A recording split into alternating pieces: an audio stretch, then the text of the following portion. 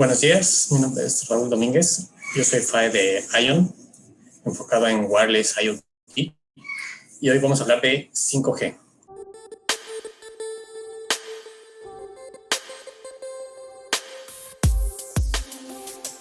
Comencemos con ¿qué es 5G?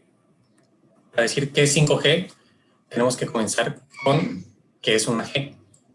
Entonces, una G se refiere a generación. Si comenzamos con los celulares, vemos que comienzan desde 1981, que es la primera generación, cuando todo era análogo. Después viene el 2G, que es cuando pasó a ser digital. Ahí estaba diseñado para voz nada más.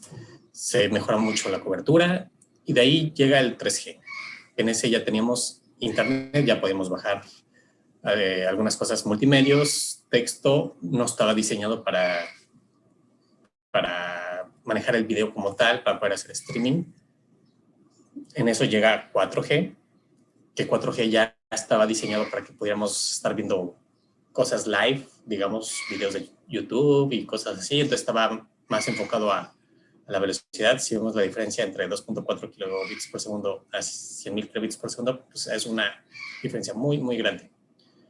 Normalmente vemos que pasan 10 años entre lanzamientos de cada categoría, entre cada G, y hay unos 10 o 15 años de superposición. Esto es, el día de hoy, todavía tenemos un 25% de suscriptores en 2G en todo el mundo. Entonces, no es algo que dice, pasa 10 años y ya se vuelve obsoleto, no ha pasado así. 5G le llaman NR, que se llama New Radio. Entonces, aquí vemos la evolución de la telefonía celular, vemos lo que es Legacy, que ya está en desuso, declive en todo el mundo. Tenemos 2G, 3G, vemos que llega LTE, y de ahí se dividen tres ramas. La de arriba es la que utilizamos normalmente con los celulares, que se dedica a tener cada vez más velocidad, más datos. La de en medio, hay una que se sale para ya el LTE Advanced Pro, ya es el release 14, que está enfocada a V2X. V2X es la comunicación para vehículos, ¿no? Vehicle to Anything. Entonces, es lo que se va a usar para los vehículos autónomos. Y lo que a la mayoría de nosotros nos interesa es esta parte de abajo, que es la comunicación máquina-máquina. De ahí sale categoría 1, que podemos tener capacidad de video mucho mejor que 3G, pero ya está, ya montado sobre LTE. Y de ahí la necesidad de conectar sensores y pequeños actuadores que no consuman muchos datos. Ahí vemos que sale Cat-M y Narrowband. Ahora, si nos fijamos bien, llega el 5G, que es el release 15. La primera fase del release 15 no es que sea un 5G puro. Toda la comunicación celular, digamos, la negociación de comunicaciones, se sigue haciendo sobre LTE. Y simplemente cuando uno va a cambiar al brinco de velocidad, es cuando cambia la tecnología 5G. Tenemos la parte del medio, que es, ahorita vamos a ver exactamente qué es cada una de ellas, que ya está para los vehículos autónomos, y la comunicación a esa máquina siguen siendo KTM en VoIP, digamos, la base se sigue usando para LTE con las mejoras de 5G. Entonces, todo esto sigue siendo de LTE, por así decirlo, pero ya va a estar en 5G. Entonces, vamos a ver qué es lo que pasa con EMBB. Si se acuerdan, esta parte de arriba es EMBB, que significa Enhanced Mobile Broadband. Lo importante de eso es el data rate, alta velocidad. Esto está pensado como que el siguiente paso para los celulares, para que todo sea más rápido, para poder hacer realidad virtual y muchas cosas de estas. Lo más importante es, para tener una velocidad muy alta, realmente, es necesario el uso del millimeter wave, que vamos a ver más adelante de qué se trata. Entonces, como vemos, esta parte se trata de velocidad y capacidad de datos. Aquí hay una tablita que pueden ver, pero ¿cuál es la máxima velocidad de 5G? O sea, realmente es el brinco de velocidad entre 4G, LTE a 5G. Esta parte de abajo es lo que tiene LTE. Vamos a vernos para fijarnos en esta parte, que es la eficiencia de downlink y uplink, es decir, para bajar y subir datos. Veamos cuántos bits por segundo pueden tener por hertz en LTE. Si se fijan es 5. Y para las diferentes versiones de 5G, tampoco se va muy alto. Lo máximo es 5.84 en download y en uplink 6.25. O sea, realmente las diferencias de velocidad entre 5G y 4G no son muy grandes. O sea, si comparamos peras con peras. Entonces, lo importante es que nos vamos a esta parte, al bandwidth. Vean cuánto bandwidth tenemos en 4G. 20 MHz. Y ya con las diferentes implementaciones de 5G, nos dan mucho más bandwidth. Entonces, ahí es donde empezamos a meter más datos. Y tú como usuario, también tienes más canales de bajada. ¿Por qué? Porque puedes hacer hasta un 4x4 MIMO. Entonces, puedes estar recibiendo, por así decirlo, de 4 canales diferentes la señal y pues eso parecería en tu teléfono como que eres más rápido, aunque realmente no lo eres. Simplemente estás, en lugar de tener un carro más rápido, te llegan 4. Tenemos el URLLC, que es el Ultra Reliable Low Latency Communication. Esta es la que les comentaba que está diseñada como para vehículos autónomos, en donde tiene que ser súper confiable. Ahí es cuántos 9 después del 99% tienes de confiabilidad, ¿no? Es 99.999. ¿Por qué? Porque un pequeño fallo puede significar algo catastrófico enfocado en daño a las personas. Entonces, esto está enfocado para vehículos autónomos, para cirugías remotas, en donde 10 milisegundos es la diferencia entre, oye, ya metí el cuchillo al corazón en lugar de estar cortando la arteria, ¿no? Y en los carros donde, perdí la comunicación o llegó retardada, pues el carro ya no está donde había dicho que estaba y pues ya si va avanzando a 120 kilómetros por hora, pues ya está varios metros más adelante. Y por último tenemos en el que nos vamos a enfocar normalmente los diseñadores, que es el MMTC, que es el Massive Machine Type Communication. MTC era desde antes, desde LTE. Entonces, esta es comunicación máquina a máquina, sin interacción de los humanos, solo para hacer el setup, pero después es las máquinas trabajando entre ellas. ¿De qué se dedica este? Baja velocidad, pocos datos, mucha más cobertura y que soporte una gran conexión de dispositivos. Esto es, lo que necesitamos es, queremos pagar poco por cada dispositivo que vamos a tener, sensores, actuadores. ¿Por qué? Porque no es lo mismo tener 1,000 millones de personas a 100,000 millones de dispositivos. Lo que queremos con estos dispositivos generalmente es que sean de bajo consumo de energía porque están enfocados a que son autónomos normalmente, ¿no? Entonces, en el 80% de los casos, esa batería. Entonces, 5G toma lo mismo que ya tenía LTE, pero hace la conversión para, en lugar de poder conectar 1 millón de dispositivos, se puedan conectar 1,000 millones de dispositivos, ¿no? Para que usar ese bandwidth para tener más conexiones optimizadas. Ahora vamos a lo de las frecuencias. Esto es muy importante porque generalmente cuando uno escucha hablar de 5G, nos dicen, no, es que el millimeter wave y por eso va a ser súper rápido, pero ya vemos que hay varias cosas en 5G. ¿Qué quieres de 5G? Porque 5G son 3 secciones diferentes y dependiendo de las secciones es lo que vas a utilizar. Entonces, tenemos que 5G tenemos 3 tipos de bandas. La baja, que normalmente es entre 600 y 700 MHz.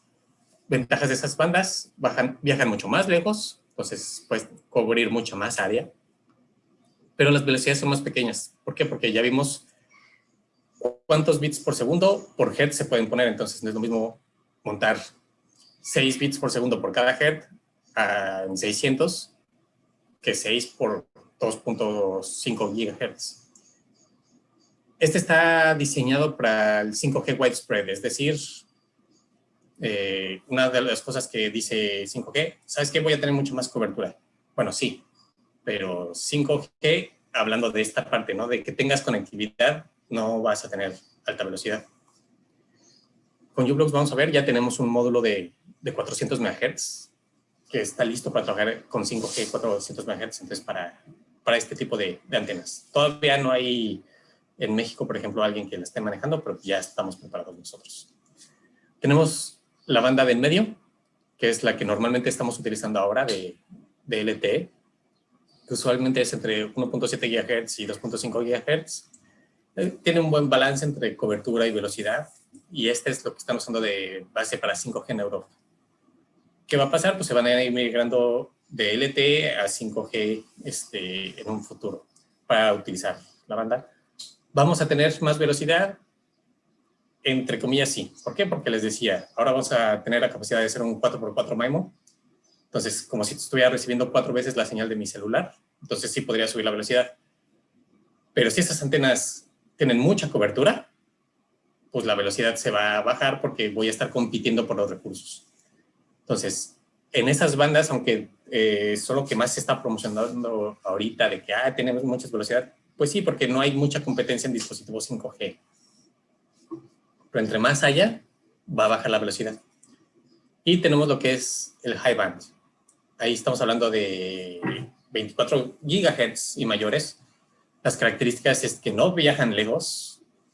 Se puede viajar hasta 1 kilómetro, pero ya en zonas urbanas se calcula que se va a tener que poner una antena cada 150 a 200 metros para poder dar la cobertura. Se reflejan mucho, se absorben mucho, es muy complicado, pero sí puedes acceder a velocidades súper rápidas, porque ahí sí dices, ok, le monto 6 bits por segundo por 24 GHz, pues ya es un chorro de velocidad. Además que las bandas, el ancho de banda a partir de 24 GHz son muy, muy grandes. Entonces, ahí sí es meterle toda la carne al asador. Entonces, aquí podemos ver cuál es el tamaño de las células de las antenas. Entre más chiquitas, tienen que ser más grandes las antenas. Y mientras vamos subiendo, aquí vemos cómo inicia el millimeter wave que les comentaba. A partir de los 24, algunos consideran que es a partir de 30, pero por lo que se hizo con 5G ya están diciendo que a partir de 24 vamos a considerar millimeter wave. Las antenas son más pequeñas, entonces sí va a haber muchas más antenas, pero van a ser más chiquitas y muchas veces ni las vamos a ver.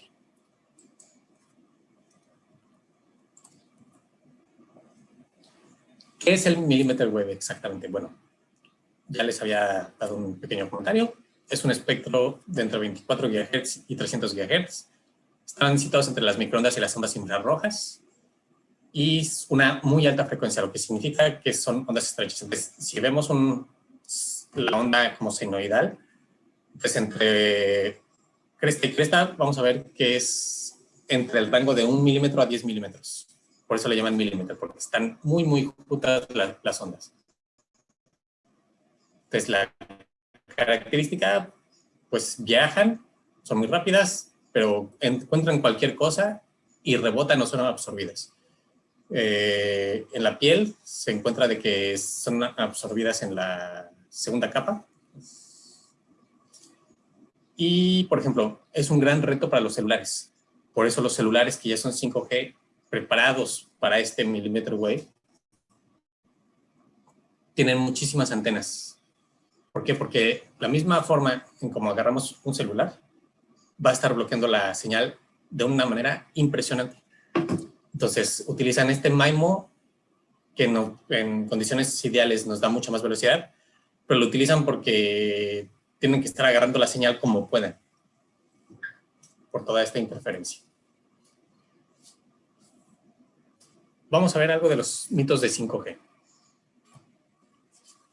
Entonces, uno de los 5G nos dice que 5G es peligroso para la salud.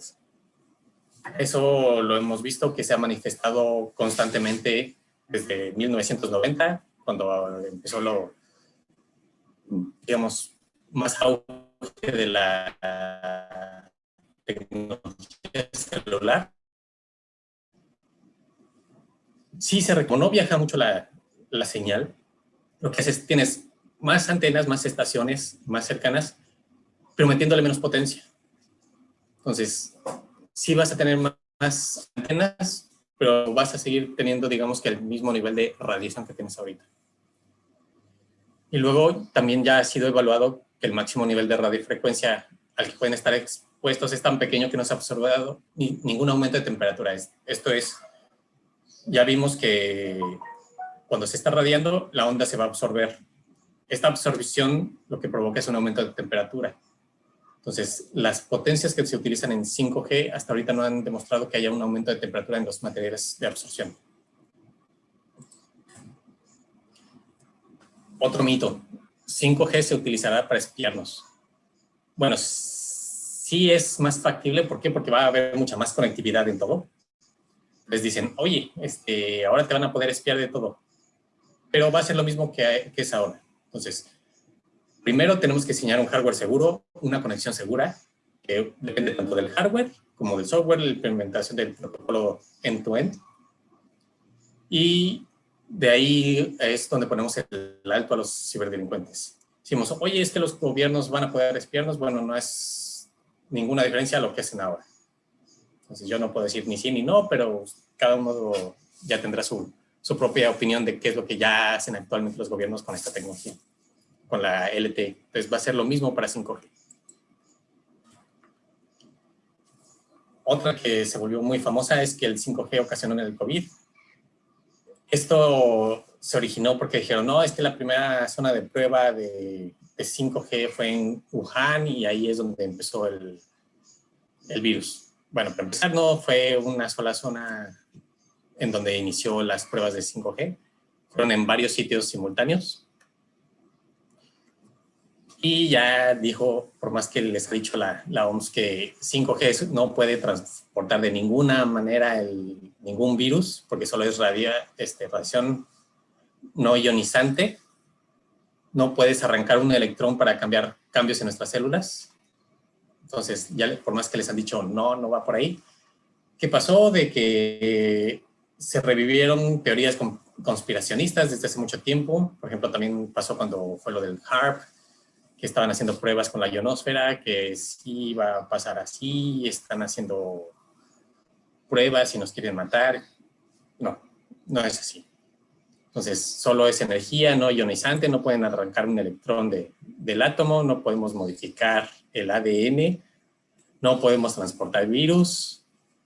Simplemente vemos que son cíclicas estas paranoias, porque lo hemos visto en cada release de la generación, vuelven y vuelven y vuelven. ¿Qué pasó en esta vez? Que tenemos la desventaja de las redes sociales. Entonces, algunos conspiracionistas hicieron un tweet. El tweet lo recogieron algunos famosos, lo retuitearon y lo pusieron también en Facebook. Y los famosos tenían millones de seguidores y de ahí, de algo chiquito, se hizo boom, ¿no? Entonces, por eso es que se sintió más esta vez, porque tenemos las redes sociales. Tenemos más mitos. Uno, las frecuencias 5G van a cocinar nuestros cerebros. Para la tecnología celular hay varias, actualmente, las normas dicen cómo tienes que hacer las mediciones de radiación y lo que ves es, como les comentaba, la temperatura. Entonces, ponen una sustancia especial que simula el tejido humano, ponen el teléfono a transmisión máxima y ponen los sensores y están viendo tanto cuántas ondas pasan como el aumento de temperatura. Entonces, sigue siendo lo mismo con 5G. Como es más fácil de absorber y distribuir por la piel, de hecho, hay menos posibilidad de que afecte nuestros cerebros. Porque una onda que viaja más lejos quiere decir que atraviesa más material.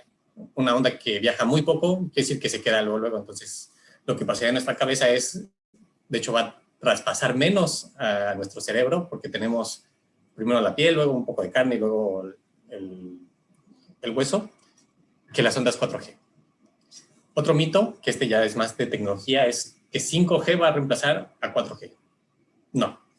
Como vemos, para empezar, el primer release que está actualmente, 5G está utilizando la tecnología de LTE, de 4G. Y esto va a seguir por un buen tiempo, hasta que se haga el release 16. Pero no tenemos que preocuparnos por eso. Los dispositivos LTE se estiman que van a durar mucho más allá de lo que han estado durando, por ejemplo, ahorita 2G, comparado que ya estamos en 4G. se considera que el salto va a ser muy paulatino.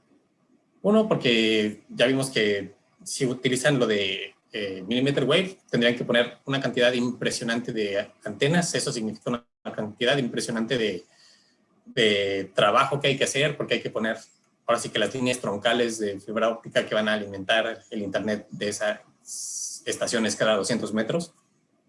Y es mucho trabajo. Entonces, solo se va a hacer eso en zonas urbanas. La otra parte de 5G, nada más se va a reconvertir algunas antenas. 5G solo se trata de hacer que los teléfonos inteligentes sean más rápidos. Como vimos, no es cierto. Tiene tres partes. Una parte es velocidad de teléfonos inteligentes, sí, que eso va a habilitar cosas más de realidad virtual, pero hasta ahorita las pruebas que han hecho dicen, pues, no es casi ninguna diferencia. Vemos que está la parte de ultra reliable, que es para los dispositivos que necesitan ser súper confiables, hablando de cosas que dependen la seguridad de los humanos, hablando de manejo autónomo, podría ser drones, puede ser las cirugías remotas, a eso está enfocado nada más. 5G causa infertilidad. Bueno, sí, si hay mucha radiación hacia los órganos genitales de las personas, sí puede haber infertilidad. Pero en estos casos ya vimos que están medidas las potencias máximas que se pueden tener. Y con 5G vimos que además vamos a estar más protegidos porque se disipan antes las ondas. Entonces no van a atravesar nuestro cuerpo. 5G se puede utilizar como arma. Esto viene de lo que les comentaba, por ejemplo, hay una tecnología disuasiva de manifestaciones donde utilizan unas ondas aproximadamente de 60 gigahertz. Entonces proyectan a las personas estas ondas súper potentes, porque no solo es la frecuencia, les meten muchísima potencia y las personas lo que sienten es como que se les está quemando la piel. Entonces, por eso dicen, no, van a poner las antenas 5G y es como esto que utilizan, va a ser un arma. No, para empezar, el componente principal es la potencia. Y los celulares ni las antenas van a tener esa potencia por mucho. Y además las frecuencias que se utilizan son mucho menores a las que utilizan ese tipo de armas disuasivas. 5G causa cáncer.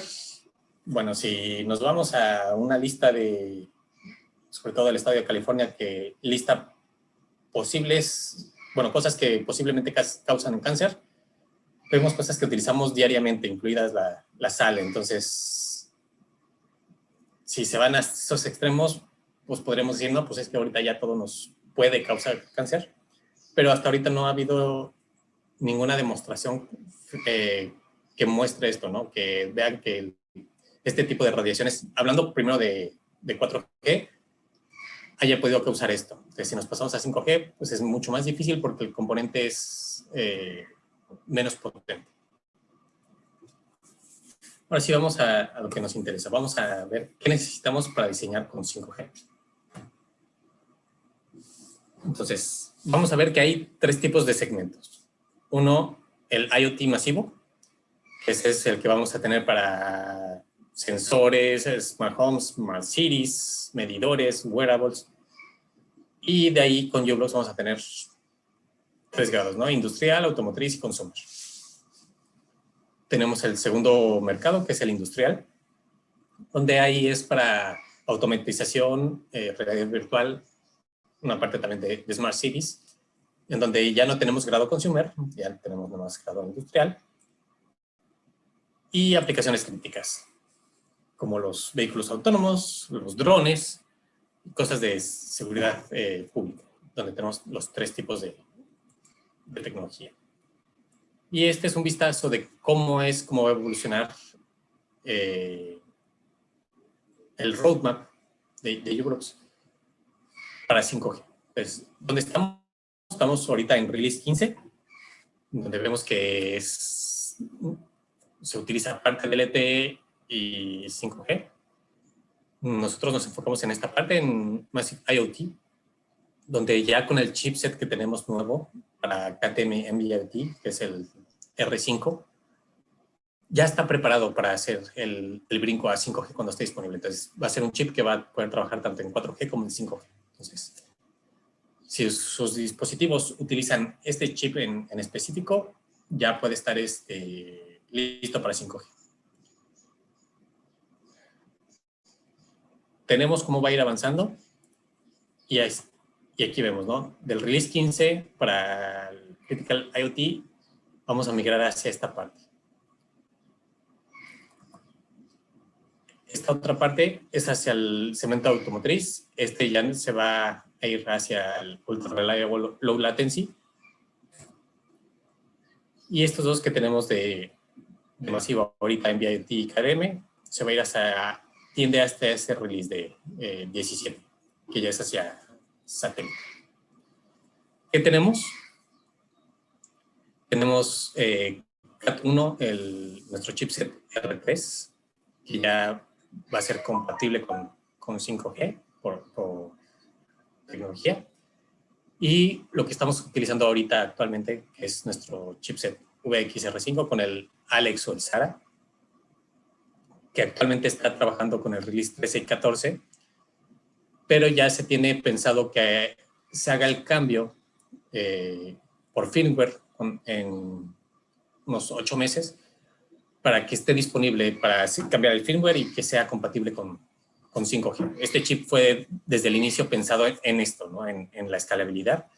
Por eso es que ya está pensado para eso. Si ven aquí 3GPP release, 3GPP es el organismo que decide las normas de celular, ¿no? Es donde se ponen de acuerdo y lo que liberan, qué es lo que se tiene que tener. Para el siguiente año vamos a tener el VXR7, que ya va a estar solo enfocado en 5G a comparación del R5, que va a tener un pie en ambos lados. Los productos que tenemos disponibles, como les comentaba, los R5, ya tenemos diferentes versiones. Seguridad aumentada, todos van a ser disponibles por firmware, el hardware ya está, de que tengan el eSIM integrado y la opción del OpenCPU. Tenemos la versión de ultra bajo consumo y la versión con un GNSS de u-blox.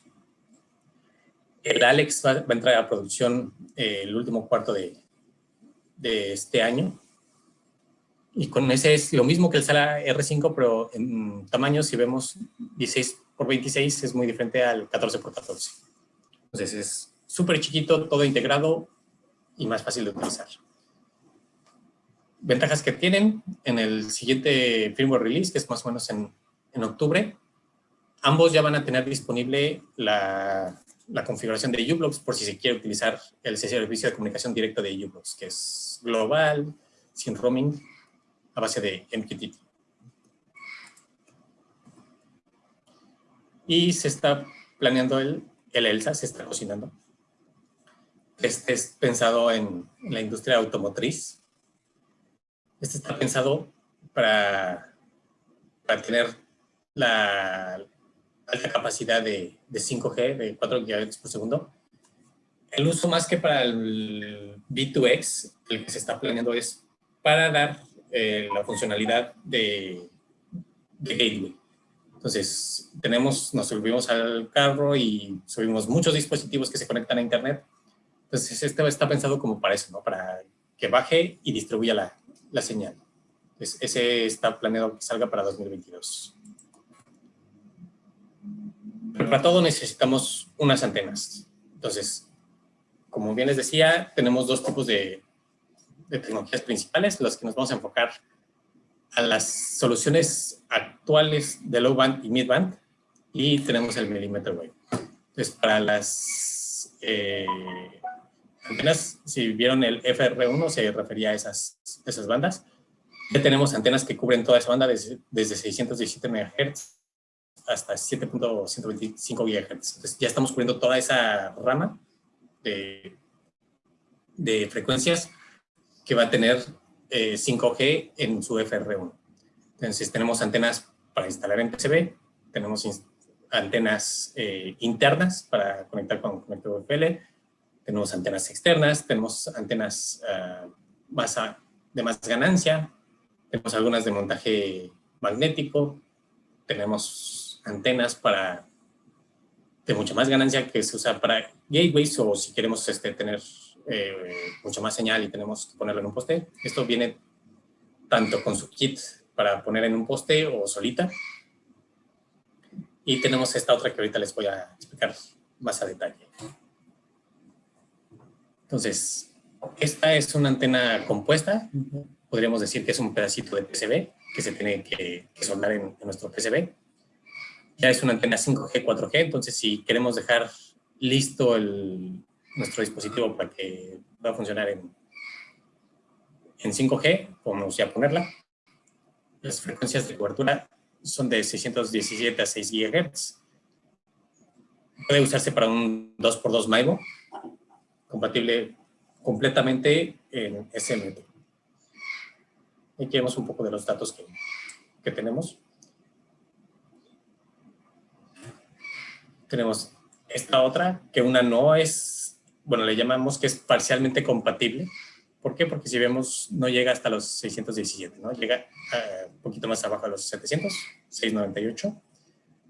Es enfocada a 4G, pero tiene una ganancia hasta 6 GHz. ¿Para qué está diseñado? Para smart grids, metering, monitoreo, sensores. Y tenemos la misma que sí está diseñada para cumplir todo el espectro del FR1. Tiene un muy buen diseño de radiación, también está para smart grid, metering, sensores, y puede ser pequeñamente curveada, digamos, para los espacios pequeños. Obviamente, pequeñamente curveado no me refiero a que hagan ángulos de 90 grados, porque se le quita muchísimo la eficiencia. Entonces, ¿qué frecuencias pueden que cubren cada una? Aquí lo vemos, la dimensión de la antena, 116 milímetros. Si nos vamos a lo que es las antenas de LTE pentaband, vemos que son muy similares en tamaño. Ventajas: tienen el pegamento 3M, que asegura que nunca se van a despegar, y el largo del conector puede ser variable de acuerdo a su necesidad. Si necesitamos una antena externa, no outdoor, externa, tenemos dos tipos de antenas Blade.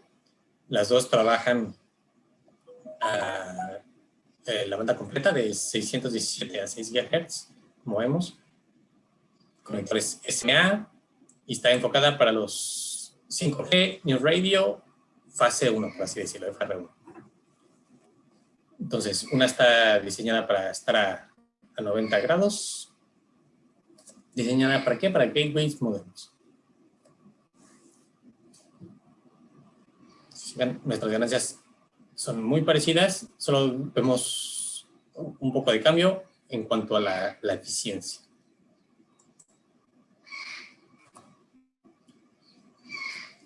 Tenemos estas, tanto de direct mount como conector de base. También es para las bandas completas de 617. Esta sí tiene para ir hasta 7 GHz. Esto es para cosas que tienen que ser outdoor, enfocado en cosas como seguridad pública, en servicios, en ese tipo. Es un monopole. Entonces, como es monopole, sabemos que debemos tener una buena base metálica, porque si no, no va a funcionar bien. Entonces, para eso están diseñados este tipo de antenas, ¿no? Son outdoor, son IP67, aquí está IP67, ya son reducidas en halógenos y sustancias químicas. Tienen muy buena eficiencia. Si comparan, la eficiencia y la ganancia son muy altas en estas en comparación con las internas. Déjenlo voy para atrás. Vean la eficiencia y las ganancias, y aquí sube muchísimo.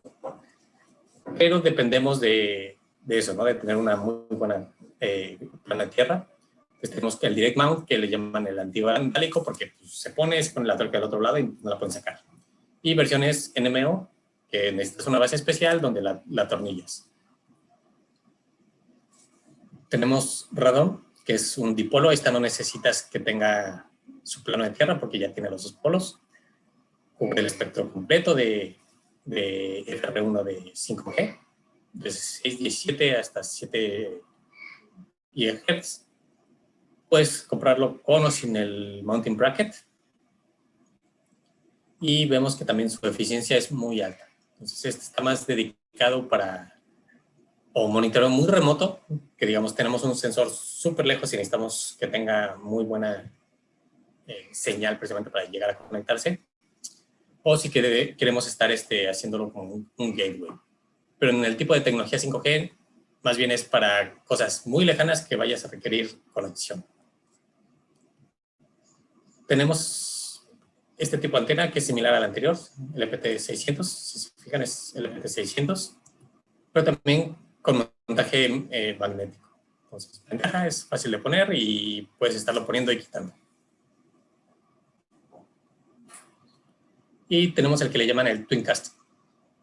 En ese vemos que tienen hasta 9 antenas adentro del mismo casing. Es casing IP67, diseñado para vehículos o para outdoor. ¿Y qué es lo que tenemos? Tenemos cuatro canales, un 4x4 de 5G y también de Wi-Fi.